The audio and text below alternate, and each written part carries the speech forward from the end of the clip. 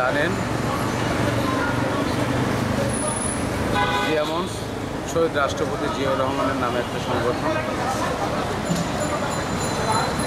যে সংগঠনটি প্রতিষ্ঠিত হয়েছিল 29শে সেপ্টেম্বর 1993 সাল। গত 29শে সেপ্টেম্বর আমরা 31তম প্রতিষ্ঠা বার্ষিকী পালন করেছি। জিয়া মঞ্চের এই শীত উপলক্ষে প্রত্যেক বছর জনগণের মাঝে শীতবস্ত্র বিতরণ করে থাকে। এটা আমাদের কন্টিনিউয়াস, কারণ বাংলাদেশে শীত বেশি পড়ে আপনারা জানেন। সেই ক্ষেত্রে জিয়া মঞ্চ কেন্দ্রীয় কমিটির সভাপতি বীর মুফাজ্জল সালাম, সাধারণ সম্পাদক ফয়জুল্লাহ ইকবালের নেতৃত্বে জিয়া মঞ্চ কেন্দ্রীয় কমিটির নেতৃবৃন্দরা এবং ঢাকা মহানগর উত্তর দক্ষিণ নেতৃবৃন্দ সহ সারা বাংলাদেশের সকল পর্যায়ের জিয়া মঞ্চের নেতৃবৃন্দরা আমরা ইনশাআল্লাহ এবারও আমাদের সেটা অব্যাহত থাকবে। এই বিষয়ে আমরা কেন্দ্রীয় একটা সিদ্ধান্ত নিয়ে তারপরে কবে কখন কোথায় শীতবস্ত্র বিতরণ করা হবে সেটা আপনাদের সাংবাদিকদের মাধ্যমে আমরা জানিয়ে দিই। ধন্যবাদ। সামনে আসলে সভ্যরাতে আসছে রমজান মাস। বর্তমানে সেই মাহে রমজান নিয়ে দ্রব্যমূল্য নিয়ে সাধারণ মানুষের কাছে কি মেসেজ থাকবে জিয়া মঞ্চে? দ্রব্যের মূল্য ঊর্ধ্বগতি শুধু রমজান মাসের কথা ভাবলে আসলে হবে না, কারণ দ্রব্যমূল্যের ঊর্ধ্বগতি এটা জনগণের এটা একটা খুব কষ্ট হয়। জনগণ সবসময় চায় তাদের ক্রয় ক্ষমতার মধ্যে সাধ্যের মধ্যে দিয়ে তারা সে দ্রব্যমূল্য ক্রয় করতে চায়। সেখানে যদি দ্রব্যমূল্য ঊর্ধ্বগতি ঘটে তখন জনগণ অসন্তুষ্ট হয়। হ্যাঁ, আপনারা সত্য বলছেন, এবারও কিন্তু দ্রব্যমূল্যের আসলে ঊর্ধ্বগতি। সেজন্য বর্তমান সরকারের এই অন্তর্বর্তী সরকারের বাণিজ্য উপদেষ্টার দৃষ্টি আকর্ষণ করব যে আপনি এই দ্রব্যমূল্যের ঊর্ধ্বগতি যাতে না ঘটে, সেখানে যদি কোনো সিন্ডিকেট থেকে থাকে প্রয়োজন সে সিন্ডিকেট ভেঙে দেয়। জগন্নাথ বিশ্ববিদ্যালয়ে একটি স্লোগান তুলেছে, যে স্লোগানটি এখন বর্তমানে সোশ্যাল মিডিয়া ভাইরাল, যে জেগেছে রে জেগেছে জগন্নাথ জেগেছে, সেনাবাহিনী হলে ঠিকাদার, বর্তমানে সবাই দুশ্মন। এই বিষয়টা নিয়ে আসলে শুনে এই স্লোগানটা কেন দিচ্ছে, নিশ্চয়ই কারণ আছে। সেখানে যে কন্ট্রাক্টর নিয়োগ হয়েছে সেখানে অনেক দুর্নীতি হয়েছে। এই দুর্নীতি হয়েছে বিধেই কিন্তু তারা যখন জানতে পেরেছে যে না, এই ইউনিভার্সিটি ক্যাম্পাসে দুর্নীতি, এটা মেনে নেওয়া যায় না, সেজন্যই বলছে সেই ঠিকাদার এবং পিডিকে তারা, আপনারা দেখেছেন পিডিকে তারা চায়। পিডিও দুর্নীতি করেছে। আমিও আশা করব সেটা সেনাবাহিনীর হাতে হস্তান্তর করুক, কারণ অন্ততপক্ষে সেনাবাহিনী যদি সেই প্রজেক্ট বাস্তবায়ন করে সেখানে আমার দৃঢ় বিশ্বাস যে সেখানে দুর্নীতি হবে না, এবং কাজেরও সেনাবাহিনী যে প্রজেক্ট হাতে নেয় সেটা কাজও তাদের সময়সীমার মধ্যে থেকে তারা শেষ করে। সুতরাং ওই দুর্নীতিবাজ কন্ট্রাক্টর এবং পিডির অপসারণ করা, ওখান থেকে অপসারণ করা উচিত। কারণ একটা শিক্ষাঙ্গন, সেখানে দুর্নীতি হবে কেন? সেখানে ছাত্রদের সাথে আমি একমত, পিডিকে সরানো উচিত এবং ওই প্রজেক্ট সেনাবাহিনীর হাতে হস্তান্তর করার জন্য এটা আমিও দাবি করি। অসংখ্য ধন্যবাদ আপনাকে ম্যাক্স টিভির পক্ষ থেকে। আসলে ম্যাক্স টিভি যে শুধু ম্যাক্স টিভি না, বাংলাদেশে ম্যাক্স টিভি বিডির মতন অহরহ যে অনলাইন পোর্টালগুলো বাংলাদেশ জাতীয়বাদী দলের পিছনে শ্রম দিয়েছে, কাজ করছে। আপনারা যদি আসলে ক্ষমতায় আসেন, অনলাইনের আসলে মূল্যায়নটা কোথায় থাকে? বিএনপির ভারপ্রাপ্ত চেয়ারম্যান দেশনায়ক জনাব তারেক রহমান বলেছেন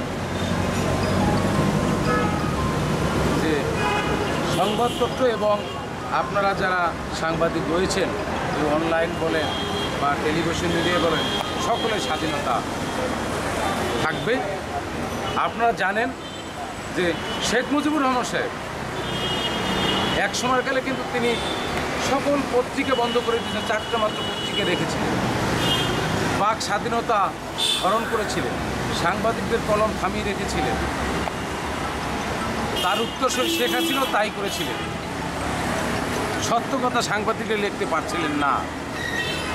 কিন্তু বিএনপি যদি জনগণের ভোটে আগামী 3 সালের নির্বাচনের মধ্য দিয়ে ভোটে এই যে সরকার গঠন করবে, এবং তখন দেখবেন সংবাদপত্রের স্বাধীনতা এবং এই মিডিয়ার স্বাধীনতা এখনই অলরেডি আছে, এখন অন্তর্বিষয় স্বাধীনতা করে দিচ্ছে। বিএনপিও 100% স্বাধীনতা করে দেবে, এখানে বিএনপির কোনো দ্বিমত থাকবে না, এটা আমার একটা দৃঢ় বিশ্বাস। ধন্যবাদ ম্যাক্স টিভি আপনাদের সবাইকে। সাধারণ মানুষকে নিয়ে আমাদের যে চিন্তাভাবনা, বাংলাদেশ থেকে চাঁদাবাজি, ছিনতাই, রাহাজানি, মাদকদ্রব্য সম্পূর্ণ সব কিছু আমরা উত্থান ঘোষাবো, তাদেরকে দেশ থেকে বিতাড়িত করবো। কোনো ধরনের নেশা, চাঁদাবাজি কিছুই থাকবে না। সাধারণ মানুষকে সর্বোচ্চ সুবিধা, চাকরি, ব্যবসা বাণিজ্য সর্বোচ্চ সব কিছুতে সুবিধা দেওয়ার জন্য আমরা চেষ্টা করব, এবং সেটা লক্ষ্য করে আমরা আমাদের মূলনীতি হিসাবে আমরা আগাবো। আরেকটি জিনিস আপনার কাছে জানতে চাচ্ছি যে আসলে আপনারা সাধারণ 31 দফা নিয়ে আসলে আপনাদের দেশনায়ক তারেক রহমান 31 দফা নিয়ে বারবার বলতেছেন, বা যুব দলের কর্মী সভা চলতেছে ঢাকা মহানগর দক্ষিণ বা বাংলাদেশের আনাচে কানাচে প্রত্যেকটা জেলায়, প্রত্যেকটা দুর্গরায়। আসলে এনাম নয়ন সবসময়ের জন্য বলে 31 দফা নিয়ে সাধারণ মানুষের কাছে আসলে মেসেজগুলো পৌঁছে দিতে হইব। আসলে আমাদের বিএনপির একটি ভালো, একটি আদর্শ একটি দল, সেই বিষয়গুলো নিয়ে সাধারণ মানুষের কাছে মেসেজগুলো পৌঁছে দিতে হইব। আসলে আপনাদের জিয়া মঞ্চ বা আপনি যে দল করেন, বা আসলে আপনাদের সাধারণ মানুষের কাছে সেই 31 দফা নিয়ে যেরকম বাংলাদেশের প্রথম নারী প্রধানমন্ত্রী, আমাদের যে মানবতার মা বলা হয়, আসলে ওনার তরফ থেকে আপনাদের কি কি নতুন প্রজন্মকে মেসেজ দেওয়া হবে? আমাদের নতুন প্রজন্মকে একটাই মেসেজ দেওয়ার ইচ্ছা বা চিন্তাভাবনা, সেটা হলো নতুন বাংলাদেশ কিভাবে এগিয়ে যাবে, বাংলাদেশের কিভাবে সাফল্য আসা যাবে, বাংলাদেশ থেকে দুর্নীতি কীভাবে মুক্তি করা যাবে, শিক্ষা কিভাবে ডেভেলপ করা যাবে। শিক্ষা ধ্বংস করে দিয়েছিল ওরা, সাবেক যারা দুর্নীতিবাজরা ছিল। শিক্ষা কীভাবে উন্নয়ন করা যাবে, দুর্নীতি কীভাবে উৎখাত করা যাবে, দেশকে কীভাবে ভালো রাখা যাবে, জনগণকে কীভাবে একটু ভালোভাবে রাখা যায়, জনগণ কীভাবে ভালো থাকবে, তা নিয়েই আমাদের দেশনায়কের সম্পূর্ণ চিন্তাভাবনা। দেশনায়ক দেশে ফিরে এসে এগুলো সবাইকে একটা দিবে, নির্দেশনা দিবে। এই নির্দেশনার উপর আমাদের সমস্ত দলের যত নেতাকর্মী আছে সবাই একইভাবে কাজ করবে। আসলে আরেকটি জিনিস আপনার কাছে জানতে চাচ্ছি যে বাংলাদেশে আসলে অনেকগুলো টিভি চ্যানেল আছে, দেখা যাচ্ছে কি যারা ভোটারবিহীন সরকার, জনগণ বলে আমি না, তারা তাদের গান গাইয়ে গেছে। এখন বৈষম্য একটি ছাত্র আন্দোলনের পরে স্বাধীনতাকে রক্ষা করা হয়েছে, তারপরে ওনারা এই সরকারের কথা বলে, এখন সত্য কথা বলে নাই। আজকে 71-এর কথা চিন্তা করেন, সময়ের কথা চিন্তা করেন, মাই টিভির কথা চিন্তা করেন, ভালো ভালো টিভি চ্যানেলগুলো, এদের নিয়ে আপনাদের কি চিন্তা চেতনা? আসলে সব টিভি চ্যানেল বলেন, ইউটিউব চ্যানেল বলেন, আমাদের যত সাংবাদিক ভাইরা আছে, কেউ বুঝে করেছে, কেউ না বুঝে করেছে, কেউ বিগত সরকারের চাপে পড়ে করেছে, কেউ ওই দলের সমর্থক ছিল তাই করেছে, কেউ দুর্নীতির সাথে জড়িত ছিল তাই করেছে, কেউ দুর্নীতির সাথে জড়িত ছিল না, তারা করেনি। তবে যারা দুর্নীতির সাথে জড়িত ছিল, আমি বলবো আমার নেতাকে বা আমার দলকে তাদের দৃষ্টান্তমূলক শাস্তি দেওয়ার জন্য, আর যারা দুর্নীতির সাথে ছিল না তাদেরকে ভালোভাবে কাজ করার জন্য সমস্ত সাংবাদিক, ভিডিওবার যারা আছে সুযোগ দেওয়ার জন্য, তাদেরকে আরও ভালোভাবে এগিয়ে যাওয়ার জন্য তাদেরকে যেন সুযোগ দেওয়া হয়। আসলে ইসলামীয় টেলিভিশন হইতে আসলে যে টিভি চ্যানেলগুলো বন্ধ ছিল বিগত দিন, তাদের উদ্দেশ্যে আসলে কি বলার আছে মন্তব্য?